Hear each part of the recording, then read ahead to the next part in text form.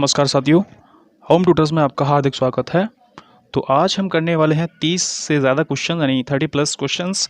ऐसे क्वेश्चन जो कि UP police, railway group D, NTPC, jail warden और फायरमैन और जितने भी वनडे एग्ज़ाम हैं उनके लिए वेरी वेरी इंपॉर्टेंट है। ठीक है, अगर ये वीडियो आपको अगर अच्छा लगे तो नीचे लाइक, कमेंट और चैनल को सब्सक्राइब ज़रूर करें। ठीक है, और चलिए चलते हैं क्वेश्चन की तरफ। क्वेश्चन को देख लेते हैं। और देखो, नई चीज़ कम पढ़ो यार, लेकिन रिवीजन आप करते रहा करो। ठीक है, revision is the most important key to get success in any exam. ठीक है, तो चलिए शुरू करते हैं। क्वेश्चन है, डेसिबल किसकी इकाई है? ऑप्शन है मीटर की, ध्वनि की तीव्रता की, प्रतिरोध की या फिर प्रकाश की तीव्रता की। तो डेसिबल जो है ध्वनि की तीव्रता की इकाई है, यानी बी ऑप्शन इसका सही हो गया। और इससे हम dB से शो करते हैं, dB से। ठीक है, और सबसे ज़्यादा जो वेग होता है ध्वनि का वो ठोस में होता है, ठोस में, और सबसे कम होता है आपका गैस में। और सामान्य दाब और ताप पर ध्वनि का जो वेग होता है वो 332 मीटर पर सेकंड का होता है। और निर्वात में तो ये चल ही नहीं सकती, क्योंकि वहाँ पर भी कोई भी माध्यम उपस्थित नहीं होता है। ठीक है, निर्वात में नहीं चल पाएगी। बी ऑप्शन इसका सही हो गया। नेक्स्ट क्वेश्चन है आपका, एंगस्ट्रॉम क्या मापता है? यानी एंगस्ट्रॉम, जिसे हम, ये इसका सिंबल है, इसे हम इससे शो करते हैं, तो ये इससे क्या मापा जाता है? ऑप्शन है आपके पास आवृत्ति, तरंग दैर्घ्य, आवर्तकाल या फिर समय। तो इससे तरंग दैर्घ्य मापा जाता है। ठीक है, एक और बात कि जो प्रकाश का जो रंग निर्धारण होता है वो तरंग दैर्घ्य से ही होता है। क्यों? क्योंकि अलग अलग रंग का जो तरंग दैर्घ्य होता है वो अलग अलग होता है। ठीक है, तो इसी से प्रकाश का कलर मतलब निर्धारित किया जाता है। ठीक है, किससे? तरंग दैर्घ्य से। और सबसे ज़्यादा जो तरंग दैर्घ्य होता है वो आपका रेड कलर का होता है। ठीक है, और सबसे कम होता है आपका बैंगनी कलर का, यानी लाल कलर का सबसे ज़्यादा है और बैंगनी कलर का सबसे कम। ठीक है, तो बी ऑप्शन इसका सही हो गया। नेक्स्ट क्वेश्चन पर चलते हैं। गुरुत्वाकर्षण का नियम किसने दिया था? ऑप्शन है न्यूटन, डाल्टन, रदरफोर्ड या फिर एडिसन। तो गुरुत्वाकर्षण का जो नियम दिया था वो दिया था आपका न्यूटन ने। और न्यूटन ने गुरुत्वाकर्षण के 3 नियम दिए थे। अब कौन कौन से? पहला दिया था कि यदि कोई वस्तु स्थिर अवस्था में है तो वह स्थिर अवस्था में ही रहेगी जब तक कि उस पर बाह्य बल न लगाया जाए, या फिर गतिमान अवस्था में है तो गतिमान में ही रहेगी जब तक कि उस पर बाह्य बल न लगाया जाए। ठीक है, तो ये हो गया पहला नियम। दूसरा था, किसी भी संवेग परिवर्तन की दर पर, यानी उस पर लगाए गए बल के समानुपाती होती है तथा उसकी जो दिशा होती है वो उसी के समान होती है। ठीक है, ये दूसरा रूल हो गया न्यूटन का। और तीसरा होता है, प्रत्येक क्रिया के बराबर उसके विपरीत प्रतिक्रिया होती है। ठीक है, क्रिया प्रतिक्रिया होती है। ये तीसरा नियम हो गया न्यूटन का। तो ये न्यूटन ने 3 नियम दिए थे। ठीक है, तो ए ऑप्शन इसका सही हो गया। नेक्स्ट क्वेश्चन पर चलते हैं। धारिता एक राशि है, या आपको बताना है धारिता कैसी राशि है? सदिश है, अदिश है, या फिर कहा नहीं जा सकता, या फिर कभी कभी सदिश अन्यथा अदिश।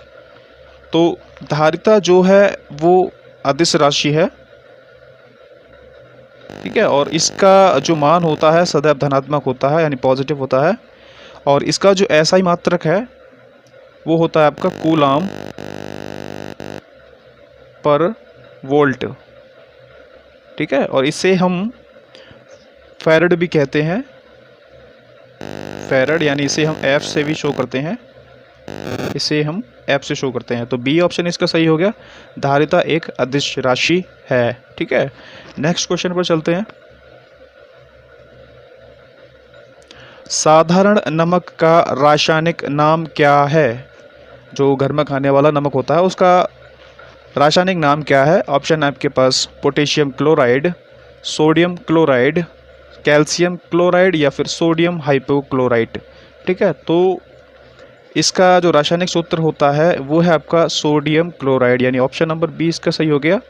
इसका रासायनिक फार्मूला तो होता है NaCl, NaCl यानी सोडियम क्लोराइड। ठीक है, डी ऑप्शन इसका सही हो गया। अगला क्वेश्चन है, स्टोरेज बैटरी में कौन से पदार्थ का प्रयोग किया जाता है यानी उपयोग किया जाता है। ऑप्शन है आपके पास तांबा, शीशा, एल्यूमिनियम या फिर जस्ता। जो आपके घरों में जो बैटरी होती है स्टोरेज बैटरी, तो वो बताना है आपको। तो उसमें किया जाता है शीशा यानी लीड का। ठीक है, और इसका जो आविष्कार हुआ था वो 1859 में हुआ था। अब किसने किया था, तो फ्रांस के एक भौतिक शास्त्री थे गैस्टन प्लेंटी। ठीक है, तो बी ऑप्शन इसका सही हो गया। स्टोरेज बैटरी में शीशा का यूज़ किया जाता है, लेड एसिड का। ठीक है, नेक्स्ट क्वेश्चन पर चलते हैं। भू स्थिर उपग्रह का काल होता है, यहाँ टाइपिंग मिस्टेक हो गई है, काल होता है। ऑप्शन है 24 घंटे, 12 घंटे, 18 घंटे या फिर 6 घंटे। अब पृथ्वी का उपग्रह अब आपको पता है क्या है, चंद्रमा। ठीक है, तो उसका काल कितना होता है, यानी जो भी अगर मानव द्वारा सैटेलाइट प्रक्षेपित किए जाते हैं, ठीक है, तो उनका काल कितना होता है। तो उनका काल होता है आपका 24 घंटे का। ठीक है, और ये तकरीबन पृथ्वी से 35,786 किलोमीटर की ऊंचाई पर होते हैं पृथ्वी से। ठीक है, और इनका जो काल होता है वो 24 घंटे का होता है। और ये जिस तरफ पृथ्वी घूर्णन करती है ना, तो ये उसी की दिशा में ही परिक्रमा करते हैं, यानी पृथ्वी के साथ साथ। ठीक है, तो एक पृथ्वी 24 घंटे में एक अपना पूरा चक्कर लगा पाती है, तो उसी तरह से 24 घंटे इनका काल होता है। ठीक है, तो ए ऑप्शन इसका सही हो गया। नेक्स्ट आ जाता है आपका, पाचन के रसों में निम्नलिखित में से कौन सा अम्ल पाया जाता है, यानी मुख्यतः कौन सा अम्ल पाया जाता है पाचन के रसों में। ऑप्शन है lactic acid, tannic acid, amino acid या फिर हाइड्रोक्लोरिक एसिड। तो जो पाचन के रसों में मुख्यतः होता है वो हाइड्रोक्लोरिक एसिड पाया जाता है, यानी HCl। ठीक है, हाइड्रोक्लोरिक एसिड। और ये कहाँ से निकलता है, ये मनुष्य की जठर ग्रंथि से निकलता है, जठर ग्रंथि से। ठीक है, अब ये जठर ग्रंथि होती कहाँ है, ये आपकी लिवर में होती है, लिवर में जठर ग्रंथि होती है। इसी में से हाइड्रोक्लोरिक एसिड निकलता है, जो कि भोजन को पचाने में महत्वपूर्ण योगदान देता है। ठीक है, तो ऑप्शन नंबर डी इसका सही आंसर हो जाता है। नेक्स्ट आ जाता है आपका क्वेश्चन है, निम्नलिखित में से कौन सा नियम गैसों से संबंधित नहीं है।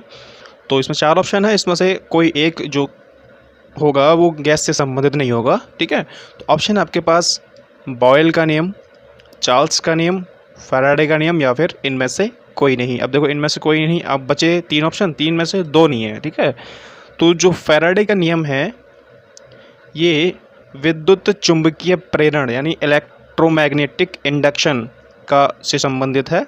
ठीक है, तो ये गैसों से संबंधित नहीं, यानी ऑप्शन नंबर सी सही हो जाता है, फैराडे का नियम। ठीक है, और ये चार्ल्स और बॉयल्स का नियम ये गैसों से संबंधित हैं, तो सी ऑप्शन इसका सही हो गया। नेक्स्ट क्वेश्चन आ जाता है आपका, तो निम्नलिखित में से कौन सा पदार्थ प्राकृतिक रूप से खट्टा है। ऑप्शन है चीनी, चूना, बेकिंग पाउडर या फिर सिरका। तो प्राकृतिक रूप से जो खट्टा है पदार्थ वो है आपका सिरका। ठीक है, इसमें एसिटिक अम्ल पाया जाता है, एसिटिक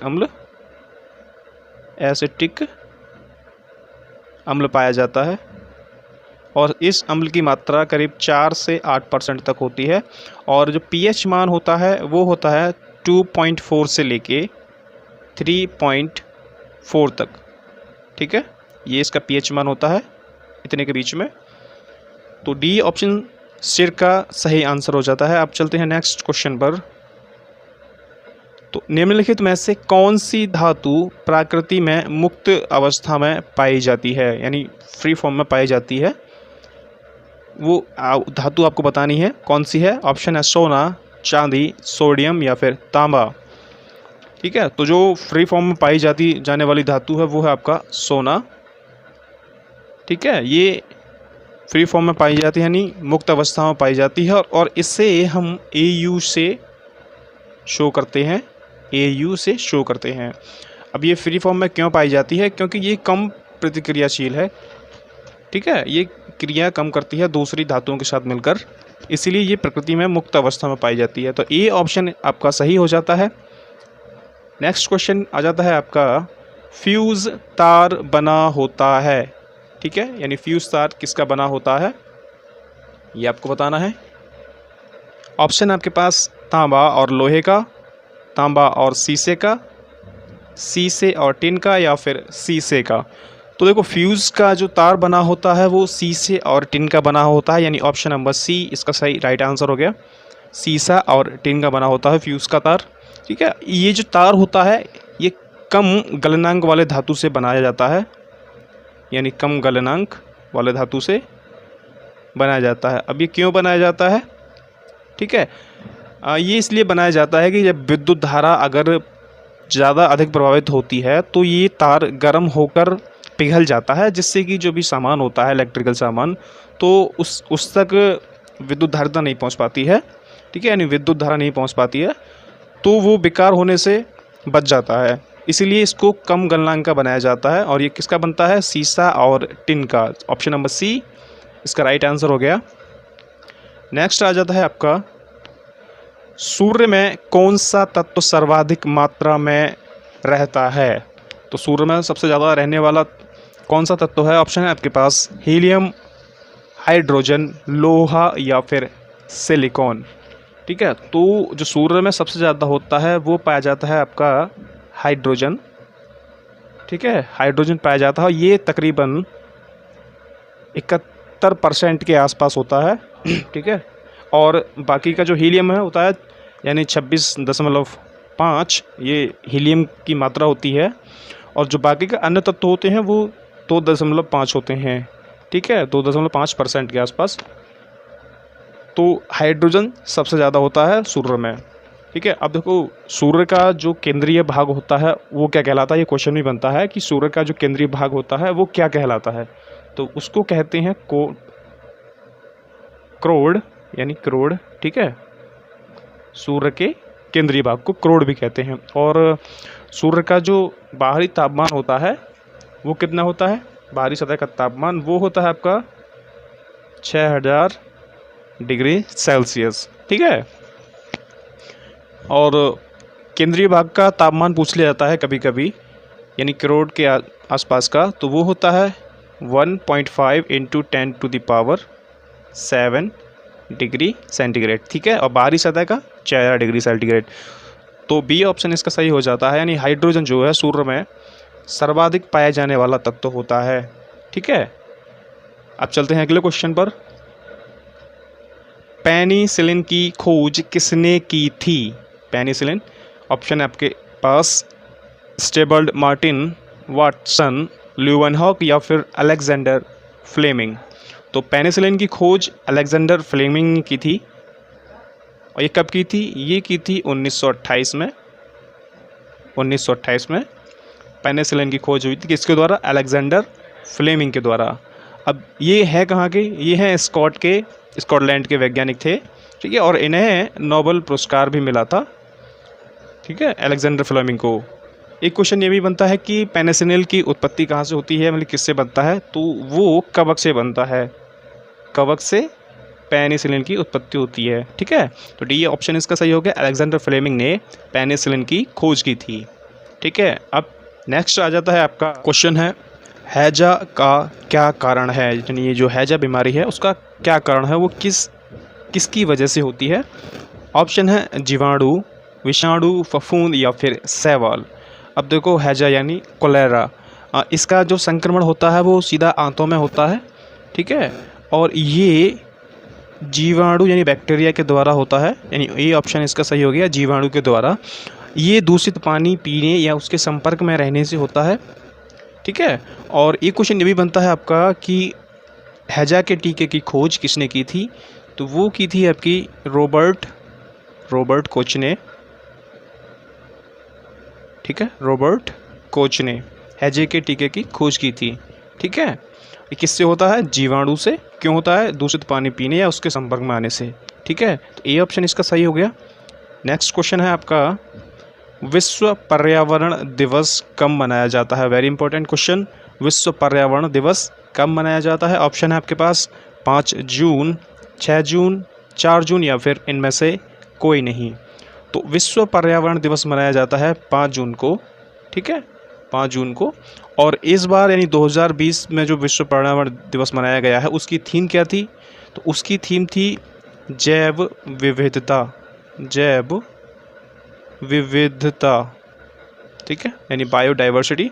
ये इंपॉर्टेंट है, इसकी थीम कई बार क्वेश्चनों में पूछी जाती है हर साल की। तो 2020 की है जैव विविधता यानी बायोडाइवर्सिटी। ठीक है, अब देखो जून के कुछ और इम्पोर्टेंट देख लेते हैं डेज। देखो जैसे 21 जून को हो गया आपका world yoga day. World yoga day, ठीक है, वर्ल्ड योगा डे। और 23 जून को हो गया आपका world Olympic day. Olympic day, ठीक है। 21 को हो गया योगा डे, वर्ल्ड योग यानी विश्व योगा दिवस। और 23 को हो गया विश्व ओलंपिक दिवस। 5 जून को हो गया आपका विश्व पर्यावरण दिवस। थीम क्या है? बायोडाइवर्सिटी, जैव विविधता। तो ए ऑप्शन इसका सही हो गया। अब आ जाता है नेक्स्ट क्वेश्चन, निम्नलिखित में से किसके जांचने के लिए एलिसा टेस्ट किया जाता है? एक एलिसा टेस्ट होता है, तो कौन सी बीमारी को जांचने के लिए किया जाता है? ऑप्शन है आपके पास सूचक को, मधुमेह को, तपेदिक को या फिर एड्स को। तो एलिसा जो टेस्ट है वो एड्स को जांचने के लिए किया जाता है। एड्स को जांचने के लिए, ठीक है, डी ऑप्शन सही हो गया। और एड्स का पूरा नाम भी कुछ पेपर में पूछा जाता है। तो एड्स का पूरा नाम है एक्वायर्ड इम्यून डेफिशिएंसी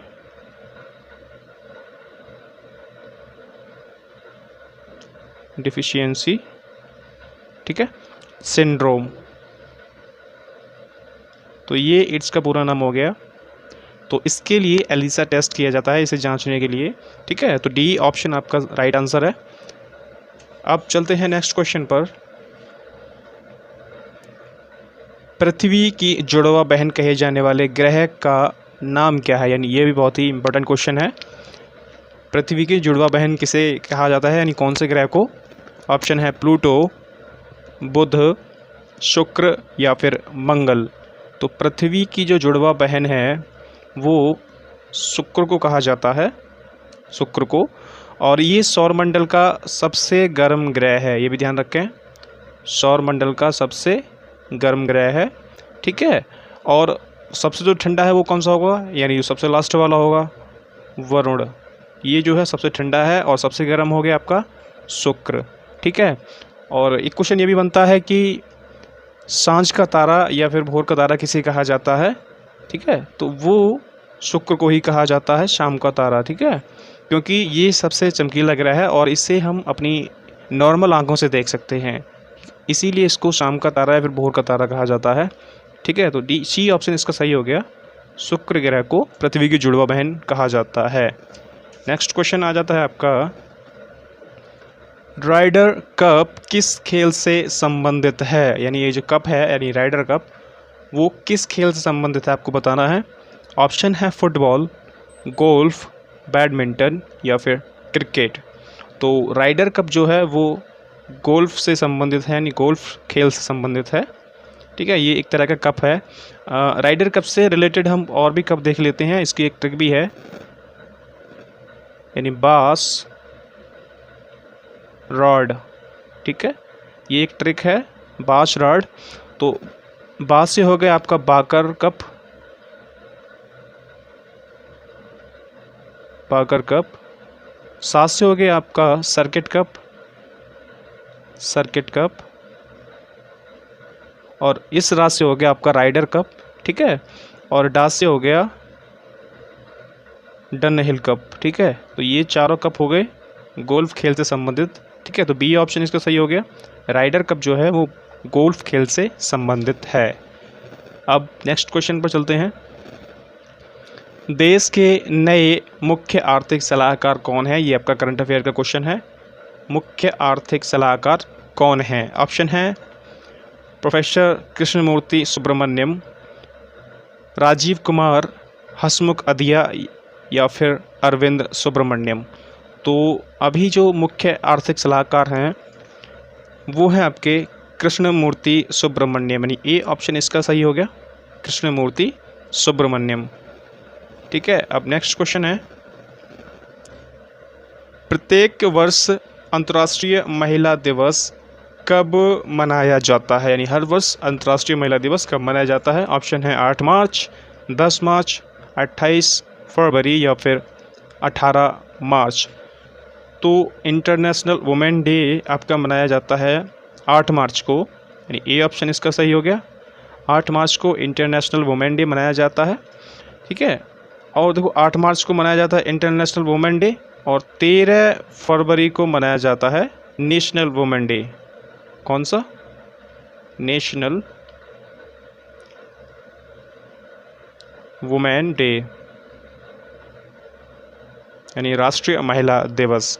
ठीक है, ये सरोजनी नायडू के जन्म दिवस पर मनाया जाता है। कौन सा? ये 13 फरवरी वाला, यानी राष्ट्रीय महिला दिवस सरोजनी नायडू के जन्म दिवस पर मनाया जाता है।